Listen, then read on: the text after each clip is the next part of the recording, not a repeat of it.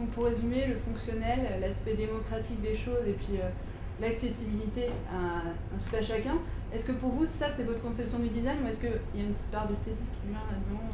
Mais le designer doit répondre à deux exigences qui sont complètement antinomiques. Il doit répondre à une nécessité, un toaster qui brûle le pain, une télévision qui transporte des images, et puis il doit susciter le désir, c'est-à-dire que l'on ait envie de posséder l'objet qui va brûler le pain ou retransmettre les images. C'est très difficile de faire les deux.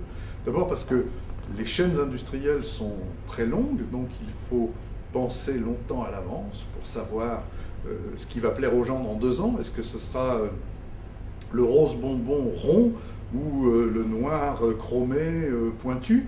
Ben, il faut le savoir, c'est ce qu'on appelle les tendances, c'est la même chose dans la mode. Et le designer, lui, il doit faire ça, il est au milieu de tout ce joli monde pour essayer de régler ce problème-là, c'est-à-dire susciter le désir pour que les gens aient besoin, envie d'acheter ce toaster, mais il faut aussi que le toaster, il brûle le pain tous les matins. Donc où est-ce que vous les entreposez tous ces objets? On va dire que j'ai une grande cave. J'ai une grosse cave. D'accord. Donc elle n'est pas exhaustive, j'imagine que vous avez d'autres objets que vous n'avez pas... Ah ben, là, c'est l'esthétique médiatique, c'est-à-dire tous les objets qui servent à communiquer. J'avais fait une autre exposition l'été dernier en Belgique qui s'appelait l'esthétique domestique, c'est-à-dire les objets qui nous servent dans les maisons, donc domo, domus, la maison, pour faciliter nos vies dans les cuisines, dans les salles de bain, et qui fait que si aujourd'hui vous arrachiez 10 pages dans un catalogue de vente par correspondance, vous auriez une véritable révolution mondiale, parce qu'on ne peut plus vivre sans ces objets, que ce soit des machines à laver le linge, la vaisselle, un sèche-cheveux, un toaster, une bouilloire, une machine à café. On ne pourrait plus vivre sans ça. Donc, j'ai voulu montrer comment ils évoluaient aussi.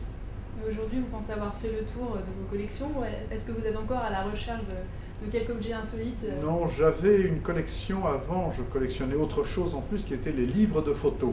Et là, il y a eu un mur, c'est-à-dire qu'une fois qu'on a tous les livres de tel photographe, telle année, la collection est finie, si vous voulez. Donc, j'avais 5000 livres de photos, j'ai tout vendu un jour, ça ne m'intéressait plus, la collection était fermée.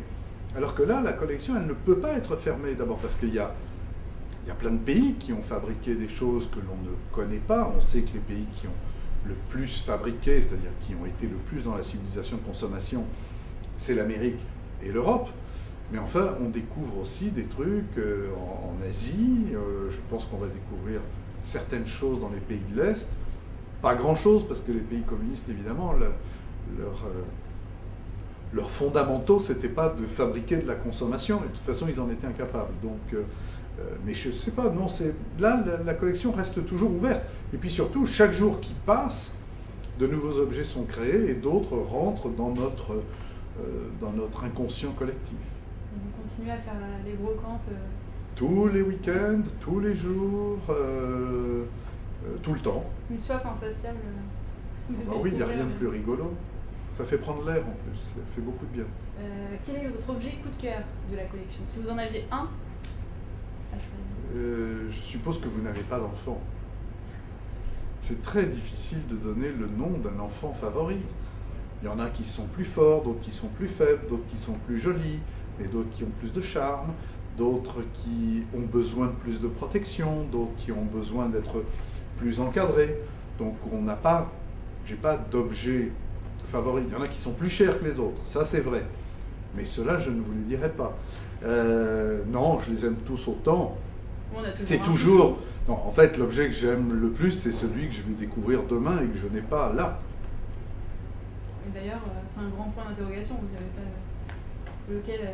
Ben, je ne sais pas, puisque je vais le découvrir demain, ce week-end, au marché aux puces. C'est là, je vais tomber en arrêt devant et je vais être amoureux et je vais casser ma tirelire pour l'acheter. Donc, c'est celui-là, l'objet le plus formidable.